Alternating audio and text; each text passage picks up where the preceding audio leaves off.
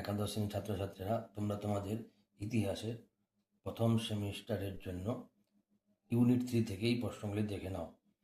বিভিন্ন পলিসের জনসংখ্যা কত দেখে নাও। অ্যাটিকাতে 3,50,000, এথেন্সে 2,50,000, করিন্থে 90,000। আচ্ছা, থিবস, আর্গম এবং কারাকায়ার অ্যাক্রাগাস 40,000 থেকে 60,000। প্রথম দিকে পলিসগুলি ছিল কি? বংশানুক্রমিক। এথেন্স ছিল কি? গণতান্ত্রিক। স্পার্টা ছিল অভিজাততান্ত্রিক। এথেন্সে জুরি আদালতকে কি বলা হয়? হেলাইয়া। এথেন্সে সমিতিকে কি বলা হয়? অ্যাক্লেজিয়া। স্পার্টায় সমিতিকে কি বলা হয়? অ্যাপেলা। এথেন্সে পরিষদকে কি বলা হতো? অ্যারিওপাগাসের কাউন্সিল। স্পার্টায় পরিষদকে কি বলা হয়? গেরুসিয়া। ম্যাজিস্ট্রেটদের এথেন্সে কি বলা হতো? আর্কন। ম্যাজিস্ট্রেটদের স্পার্টায় কি বলা হতো? ইফর। পলিসে বসবাসকারী জনগণ কটি ভাগে বিভক্ত ছিল? 2টি, নাগরিক এবং অনাগরিক।